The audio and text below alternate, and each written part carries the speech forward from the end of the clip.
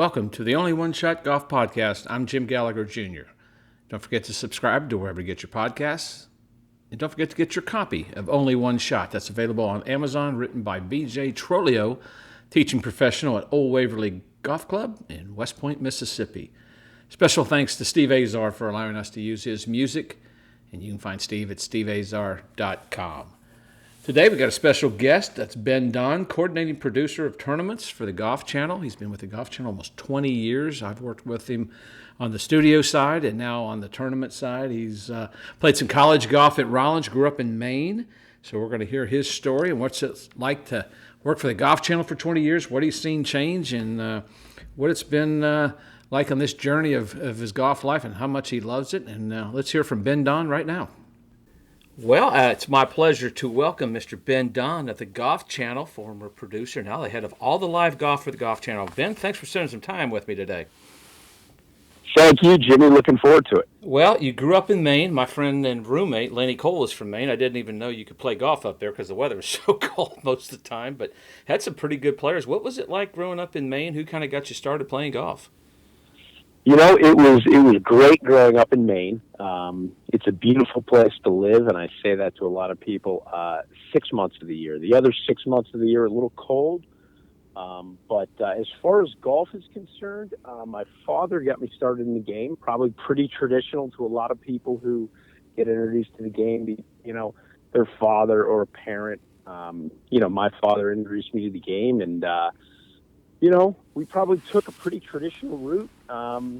I think one thing that I do remember that he did, he gave me the chance to caddy for him on Sunday mornings. He played Sunday mornings, and he had a group of guys that played every Sunday morning at 7:20. And when we were old enough, and I don't know what age that was, probably 10 or 12 years old, he had us come out in caddy. And he might have paid us $5. I can't remember.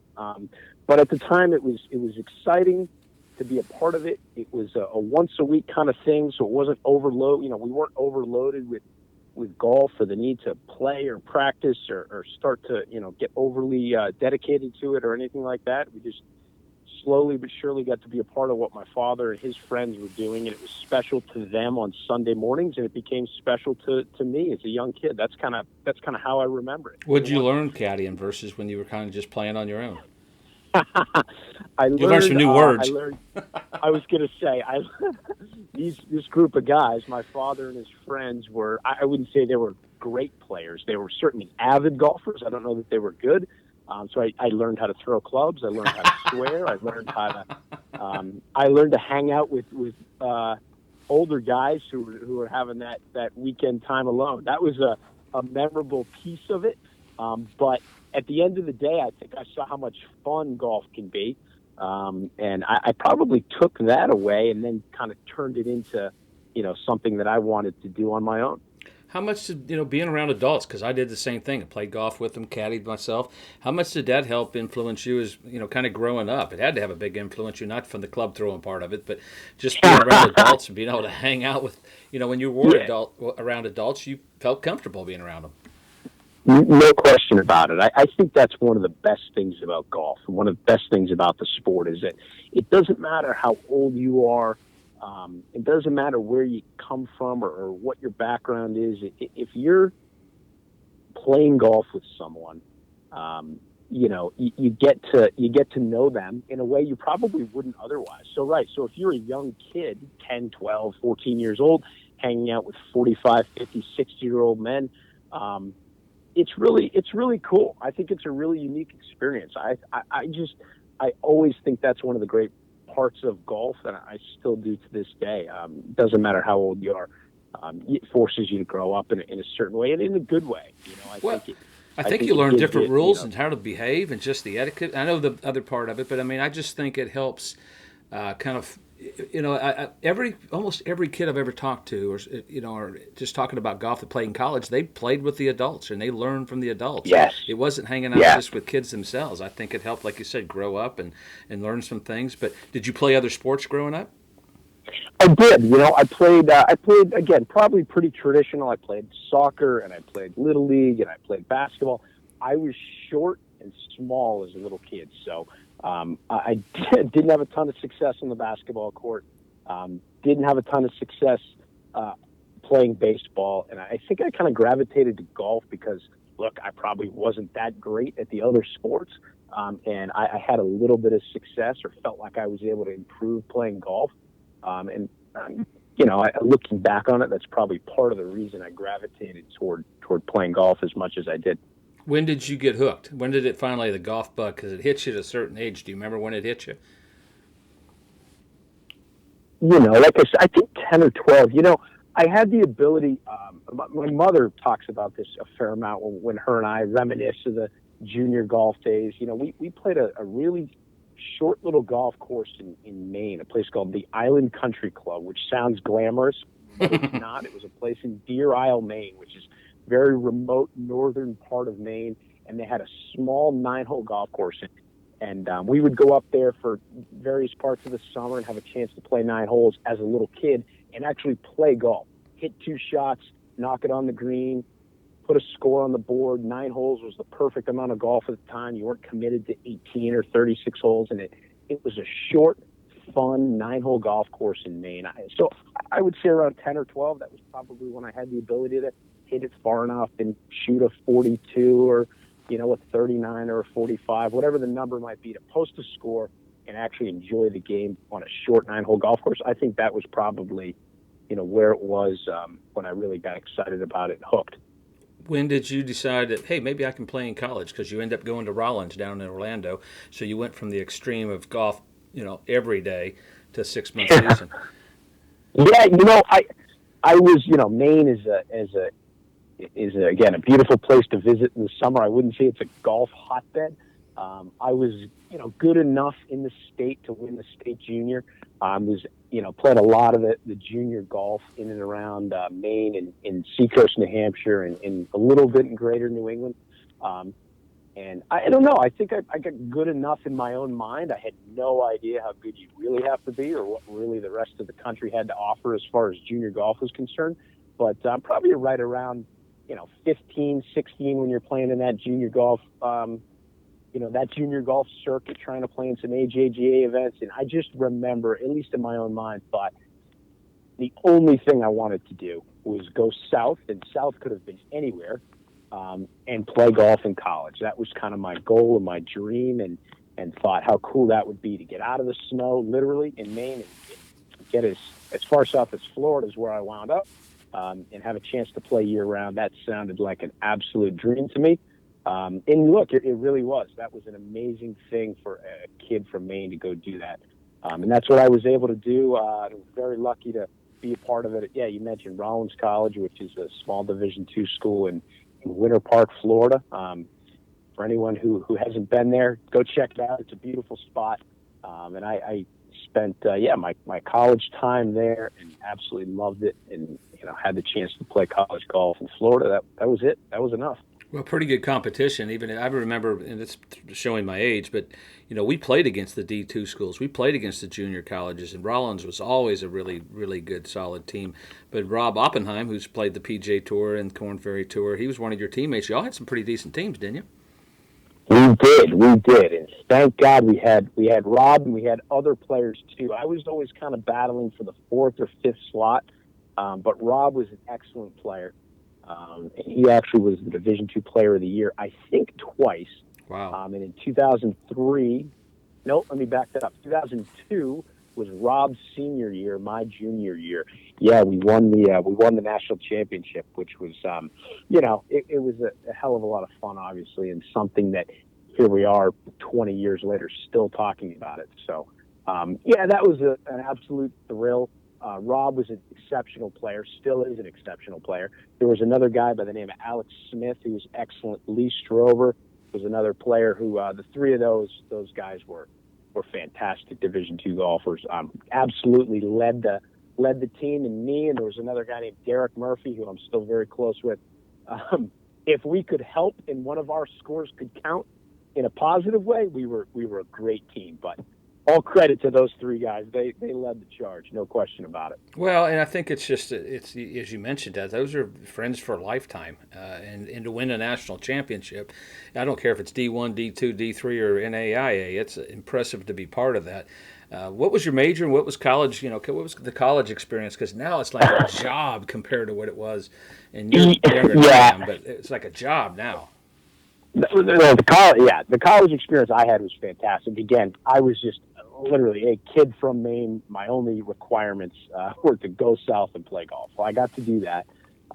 Rollins, at the time, Division II school, it still is, didn't have the intensity that some of these Division I programs do now, but I actually think that was part of the reason that made it so much fun, and it allowed our team to be as close as we were then and still have a lot of close relationships with all those guys now. And our coach, who I would say at the time, but is still there now, a guy by the name of Kyle Frakes. And Coach Frakes was fantastic. He really brought the team together. And I think team chemistry in golf is an interesting thing. At the time, I probably didn't appreciate it because you think of 5 individuals who will go out and play their own game and shoot 2 under par, and that score counts, and everyone can do their own thing. I don't think that's the case. I think team chemistry in college golf especially, and we see it at the higher level though too. You see that at the Ryder Cup and the Solheim Cup and the President's Cup. You hear of team chemistry, but as far as college golf is concerned, I'm really convinced that it's important, and a big part of that in our world then was the coach. Coach Frakes still is a very close friend of mine, and someone who believed in chemistry. He had the ability, through his personality and his experience and his ability to get everyone to work together. He led a lot of that charge, and that's that was a huge part of it. What were some of the things he did? Because we always talk about team chemistry, and like you said, golf is an individual sport, and it's hard to make 5 guys who have been for so many years individuals. What were some of the things he did to kind of create that team chemistry? Wow, that's a good one. Kyle is Coach Frakes is he's just a wonderfully personable guy, and he can take people from any walk of life and any different scenario and bring them together, and he has a great ability to do that. I will say one story that sticks out. We were at the national championship one year. It could have been the regionals in Oklahoma or whatever the case. It was postseason play, and we played 2 rounds of golf, and we were college kids, and we were friendly. We all got along well. But he had us get into a hot tub, and he got it together at the hotel we were staying at. We got in the hot tub, and he got 6 non-alcoholic beers. And we all sat around like we were on vacation somewhere, and it was the funniest thing. We'll never forget it. It doesn't sound like it was that much fun or that funny right now, but at the time, we thought it was the most hysterical team bonding exercise you could come up with, to come up with 6 sharps and sit around as if we were, again, on some sort of golf vacation. And it was things like that. It was goofy, silly, fun team bonding, things like that, where, I don't know if you can predict how those things are going to play out, but that particular instance is one example of a funny story where, we all sat around, drank beer in a hot tub, albeit non-alcoholic, and laughed and told stories and made fun of each other, which we do to this day. And it worked. And next thing you know, you actually are bonding with the guys that are going out to play and shoot, hopefully a lower round than you are, and win. So just stuff like that. We had all kinds of games. We did different games in the airport. We did different games traveling in the van. We went to different restaurants. Like, it was camaraderie is what Kyle brought to the table. And he still does. He's just that kind of guy. Well, that's so important. And obviously that's a gift that he has to do that, and that's why y'all were successful. I think that's kind of like my team at Tennessee, just a bunch of guys from the state of Tennessee. A couple guys were outside, but we just kind of created that bond ourselves. And it's those times together. I mean, when you were a freshman, it was some pretty tough stuff being a freshman. I slept on a cot at Tennessee for 3 years traveling because I was the youngest. So right. I got my PhD in sleeping on a cot. I know that. But, that's just part of the things. I mean, some of the fun we had, I don't think they could do that as much now because it's, I wouldn't call it a big business, but It's a lot tougher, but it's tough to create that chemistry. It's especially a lot of times these programs, or yours as well, with having good teams. You got five pretty good egos, but like you said, Yeah, just kind of hanging out and just relaxing and getting to know each other. I think that's the most important part is getting to know your teammates. So, what makes them click, and you're not always going to get along, but just to kind of be friends. And it's hard. right. I talked to David Toms about two guys were roommates and they're playing for the fifth spot qualifying, and the other guy beat the other one, and he put a strip of paper or a tape down the middle of the room. He says, "You can't cross this line." And he goes, "Well, the bathroom's on that side." He goes, "Well, you're just gonna have to find somewhere else." So it can get to that. That's the hard part of college golf, but it's also the beauty of it as well. But Yeah. you get done with Rollins. I mean, what's next in your line? When did you get in with the golf channel? When did you start thinking of getting into the golf TV part of it? Yeah, so I knew pretty early on, at least in my own mind, I wasn't going to be nearly good enough to compete and play for a living. You mentioned Rob Oppenheim, who's a dear friend in college and is a dear friend to this day, and I just know how good Rob was, and I always compared myself to him, and I was not even close to as good a player as Rob was then. When Rob was making the decision to turn pro, he absolutely was and is good enough to play golf for a living. And I always kind of knew, I was like, I just, for whatever reason, and there's a long list of reasons, I was never as good as Rob. I wanted to be, didn't have the ability to be as good as he is, as competitive as he is, didn't have the short game he has, certainly don't have the composure he has, on and on and on. And I kind of knew that, I think, at a pretty young age in college. If I can't beat Rob, how am I really going to go pursue a professional career? So I kind of got that out of my mind pretty early. And there was a guy by the name of Dan O'Callahan who was a Rollins alumni who worked at the Golf Channel. And I thought, if I can't play golf for a living, man, it would be an awesome thing to cover golf for a living, talk about golf for a living, produce golf for a living. I didn't even know what producing was at the time, but that's how I got it in my mind. And Dan worked. He was a Rollins alumni, but he worked at the Golf Channel at the time. This would have been the fall of 2003.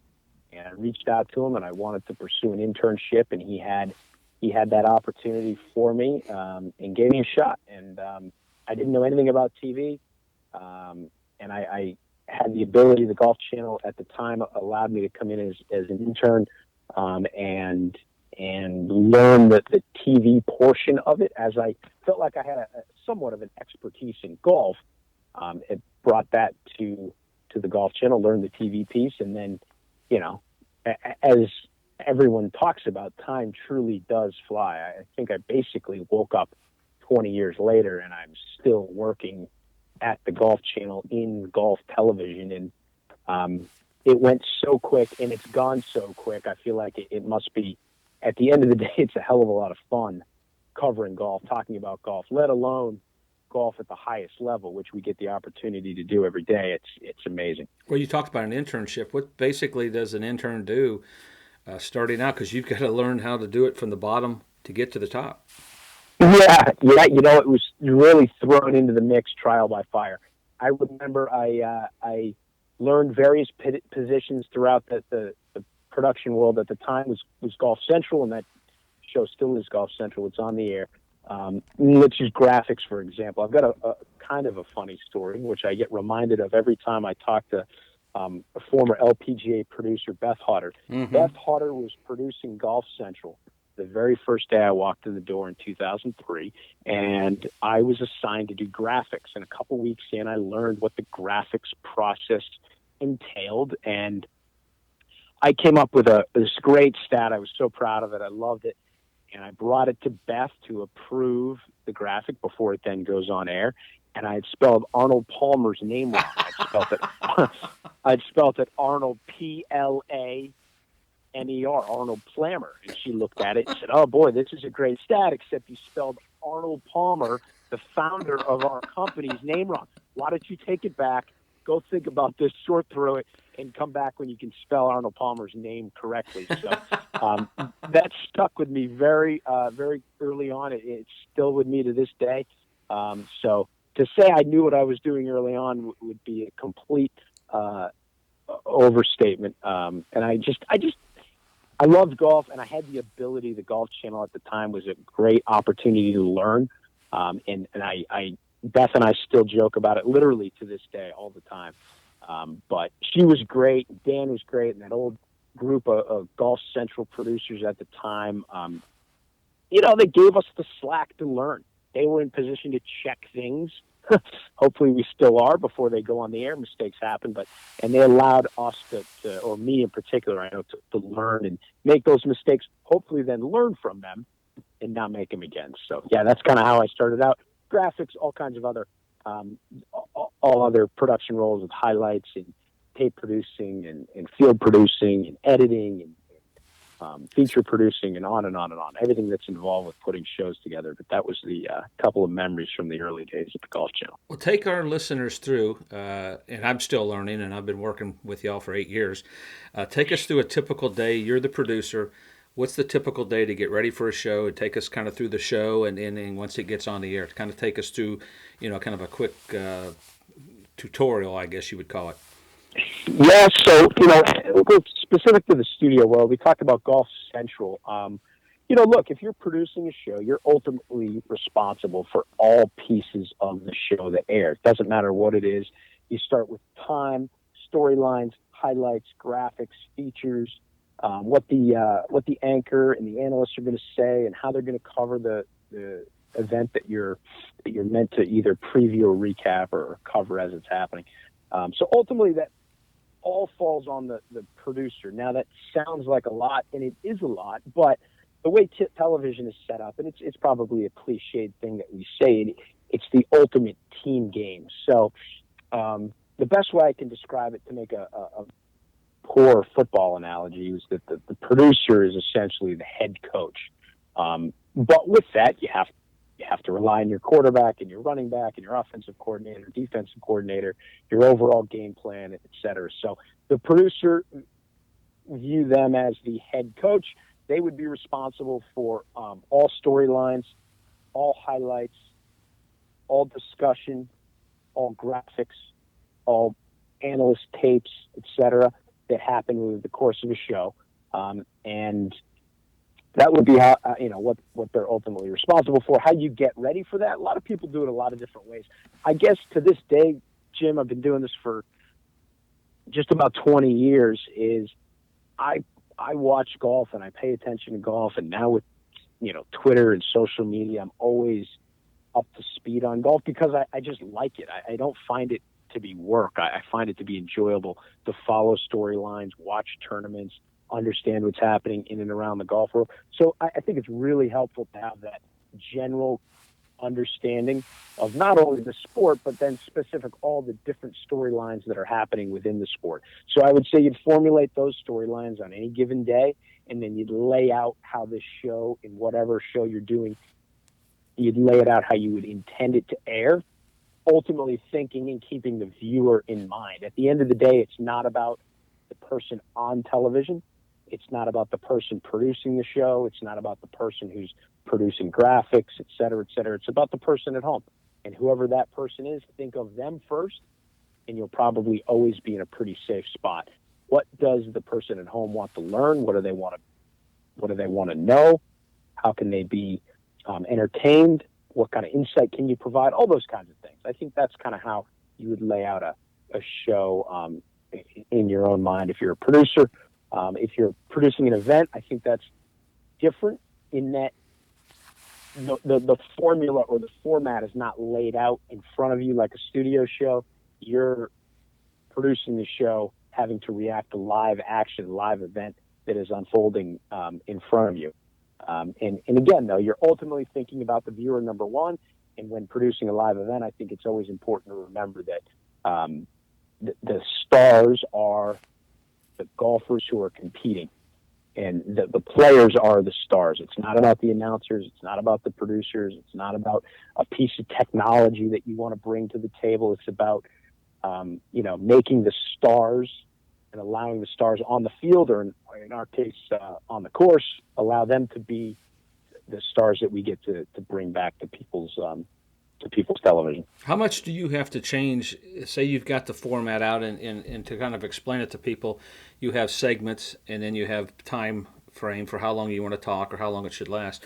But if you're in the studio and you're in the middle of the show, how often do you have to change or adjust? Because it seems like you have to be prepared for something to change or not so much go wrong, but things change so much in that 30 minutes to an hour. How much change goes on, and how do you kind of adjust to that? Is it just you kind of, like you said, head coach telling everybody, let's do this and let's do that? Yeah, that's pretty much what it is. I think it's great to have a plan and have a game plan in mind heading into a show, and then it's important to deviate from that if necessary, right? If Patrick Cantley and Xander Schauffele have a 5-shot lead, as they do entering the final round of the Zurich Classic in New Orleans, and it seems as if no one can beat them, and it's a foregone conclusion that they've got 5 shots in an alternate shot format, well, no one can beat those two of the best players in the world playing great, and that's what you think is going to happen. But Xander Schauffele were to get injured before he tees off, then obviously storylines will change immediately. And I think it's important to react to that. But it's important not only for the coach, like I said, it's important for everyone involved in that show to be ready for a change, an adjustment, a different storyline. And I think, look, that yes, as you're the producer, you're the leader of that team, but it's important on everyone in that show to be paying attention to storylines that may change. That's probably a dramatic example of, someone getting injured, but it happens. We've seen it, Dustin Johnson getting injured at the Masters a few years ago, and it was literally a game time decision whether or not he was going to be able to tee off. I believe he got all the way down to the first tee at Augusta and made the decision that he wasn't physically able to go. There's no way to anticipate that kind of thing. There's no way you can be prepared, but you've also got to be able to react when things happen. But that falls on you, Jim, as much as anyone else. You're the analyst sitting at the desk. That can happen in a moment's notice, and you'd be ready in a heartbeat to adjust. It's understanding that the plan is the plan, but you've got to be able to adjust quickly when needed and when storylines change. Do you have a favorite, not show, but is there a favorite kind of moment that kind of sticks out in all the shows you produced? Not the one we did on Hawaii live. The final round of the 2018 Sony Open in Hawaii. Well, that was one of the memorable. I don't know if it was the best. I remember, God, I'm gonna mistake the year. I guess it would have been the 2014 PGA Championship. And if you remember back then, Tiger Woods was off and on from playing with injuries. It was always an unknown what Tiger's status is. Not too dissimilar to what it is these days. But in 2014, Tiger had played the week prior. I believe it was at Firestone, and I think he got injured. It was that stretch where he'd been, in and out of various surgeries, and he was getting injured pretty consistently, and we didn't know if Tiger was going to be able to play, if he was going to show up at the PGA Championship in 2014 in Valhalla. And we were on all day long in one of our early live from shows on a Wednesday, and Tiger Woods' arrival became this rumored event. Was he going to show up? Was he not? When was he going to show up? And it really took on a life of its own. And I remember producing that show, and we spent hour after hour after hour trying to get an understanding or an answer if Tiger Woods was going to show up. And sure as hell, I don't know, probably 4:00 in the afternoon, he arrived on property, and the whole place went nuts. And we covered it like it was a presidential inauguration. We had cameras everywhere, and we got him coming out of the parking lot down to the driving range, followed his warm up, and we created this. I say we. Tiger created this excitement based around simply if he was going to show up or not. There was many memorable ones. That one comes to mind very quickly, though, as this highly anticipated moment. If a guy was going to simply show up at the course that day, and he wound up playing a practice round, we followed him throughout his entire day. He went on to play the event. I feel like he might have missed the cut, but that was insignificant because all the hype was around this Wednesday arrival. It was memorable, to say the least. How has he changed the way you produced over the 20 years? Because people get, all y'all do is show Tiger Woods since he is the needle, but how has TV changed? How has TV production changed so much following him over your 20 years with the Golf Channel? Whew, man, yeah. A lot. a lot. I think, starting out, if I remember, in 03, 04, 05, and that was a really dominant stretch of golf for Tiger Woods, I think we took it for granted. We didn't really have a sense of I mean, some of us did. I remember specifically probably not appreciating how great he was, how much attention he brought to the sport.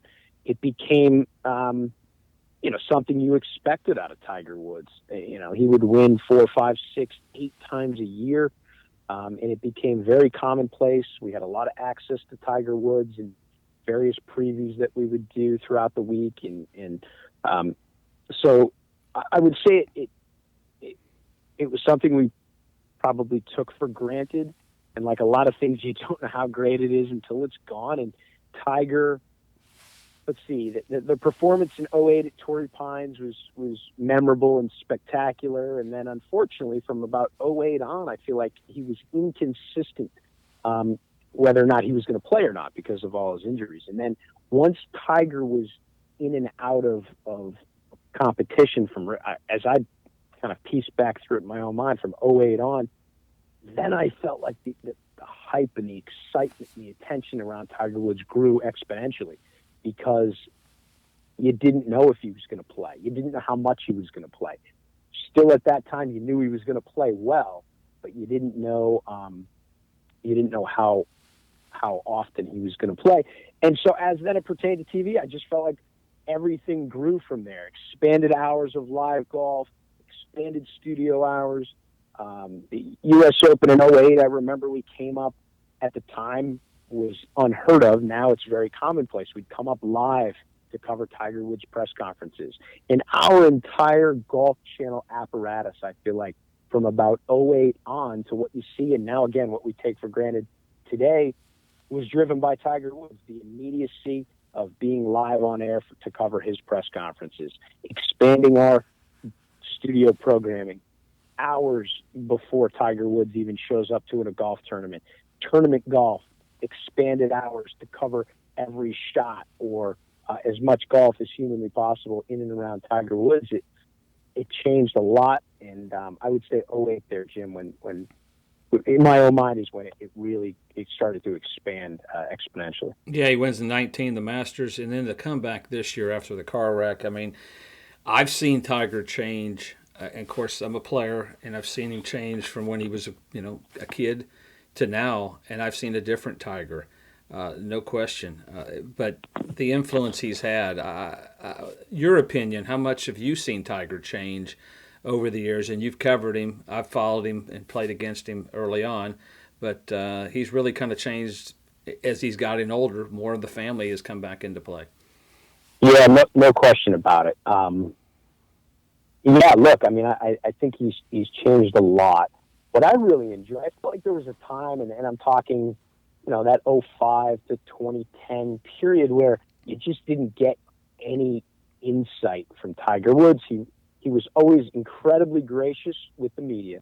He would show up after every single round, answer questions, and leave. And that was a lot more than you can say about a lot of athletes, let alone superstar athletes like that. What I've found more recently, and what I enjoy about Tiger, is the insight to the game he has is fantastic. If you spend the time to watch his press conferences, I feel like he obviously he's a golf savant, but he's actually allowing us to learn a little bit more from his responses. I think he's a little more thoughtful. He's probably less pressed for time, at least in his own mind, maybe than he was 10 or 15 years ago. I think he can really learn a lot about the game listening to Tiger Woods. It's fascinating when you spend the time yourself to listen to what he has to say. He talks about, things like distance control with wedges and golf balls, how they spin, and the importance of accuracy over distance or vice versa. He's always been intrigued by Bubba Watson and Bryson DeChambeau. Like, I'm always fascinated by what Tiger brings. More recently, again, in those press conferences, his insight to the game is second to none. I think it's an amazing opportunity for someone who's as into golf as we are, Jim, to listen in to what Tiger has to say about the game. That's an amazing education. That's better than any insight you're going to gain from from anyone else. It's spectacular. So that's Well, I kind can of how I speak. see it's changed. Yeah, I can speak just I from the think it's cool. Masters Live from we just did a couple weeks ago, and we had Jack Nicklaus, Raymond Floyd, Tom Watson, and Ben Crenshaw to learn from the legends. Yes, And one exactly thing, right. and I've used it in my shows. Something they've said, and I've been around them, but I still learn. Raymond Floyd said something that really meant a lot to him was mentorship, and I Yeah, think you're seeing Tiger kind of take that role a little bit because it would be hard to have a lot of people in your world when you're probably the world's most famous athlete, uh, and to have them in your world. But I see him doing a little more of a mentorship. I think he's enjoying it now.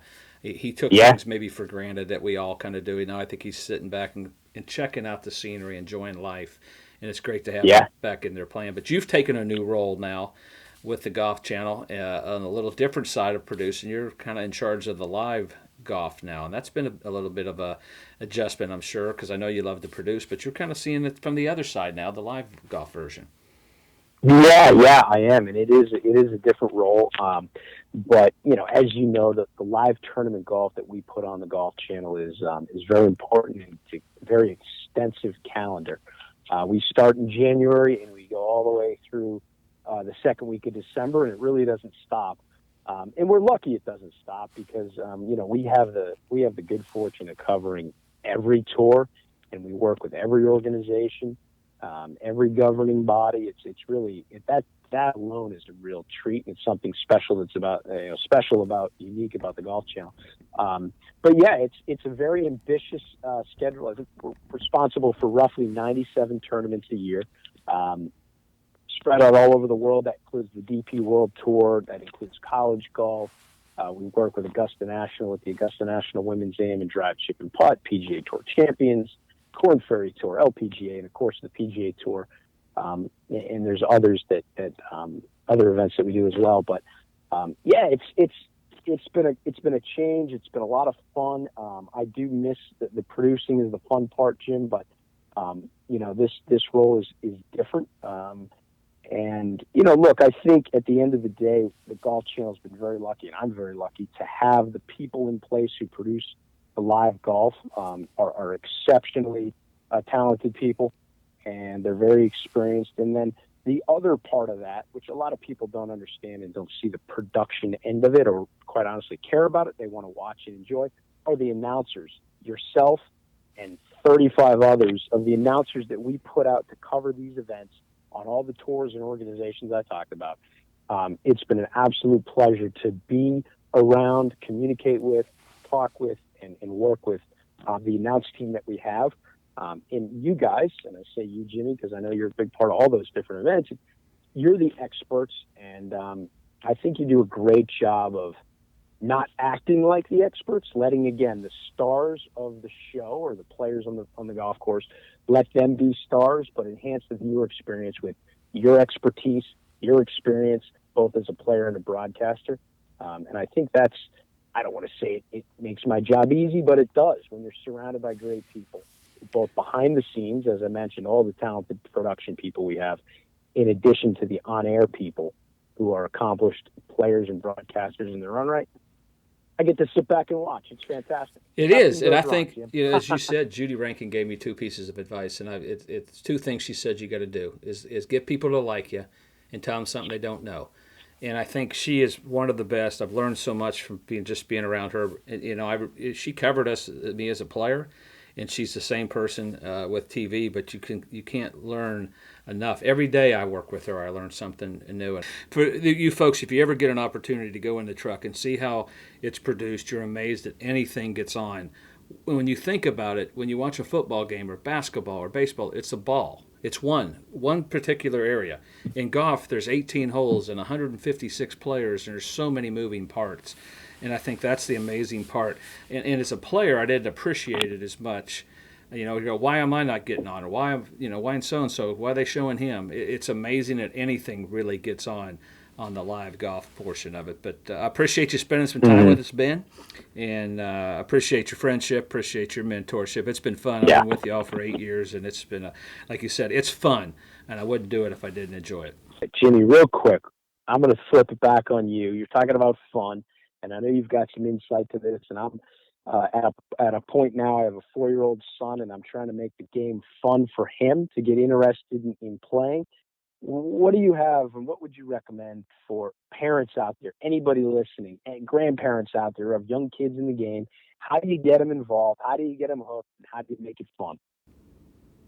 Great question, and that's something we think Johnny Miller said it. Get them to the point where they don't want to. They don't want to go home. They want to stay out there. That's the challenge. But I think the most important thing is spending time with your kids. We're all busy in our world, but that hour or two you could spend with your kids is priceless. And I don't think getting kids lessons at 6 and 7 works. Maybe get them in some junior clinics.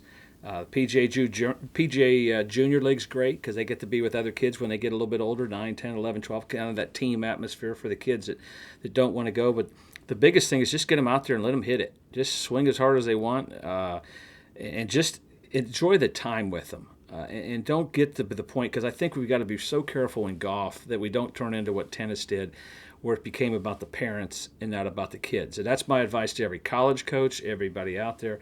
It's about the kids. It's about the player. It's not, like you said, about we, the announcers. It's not about us. It's about those folks. I think you've got to keep that in mind as a parent. And I think just start them out with, U.S. Kids is probably where I'd start everything, even plastic clubs when they're 2 and 3. Just get them out there and let them watch. I think they can learn by just watching it on TV and imitating that. But that's a great question. That's what I try to promote on this podcast. That's why I do it.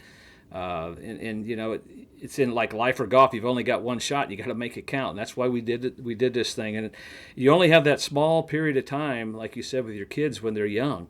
And I think this is the time to get them out there playing. And I don't think there's any other better game in the world. You can play it the rest of your life. Yeah. There's no other sports you can. And it's sometimes, when they get really good, it's there's a lot of being by yourself, and I think that's the tough part. But you got to truly love it to play at the levels that you and I played, and a lot of players do. But it's a game we love. It's a game for a lifetime, and that's probably my best advice for everybody. But I appreciate you spending some time with us, and go enjoy the afternoon and watch a little golf this afternoon. All right, Jim. Thanks, man. I always appreciate it.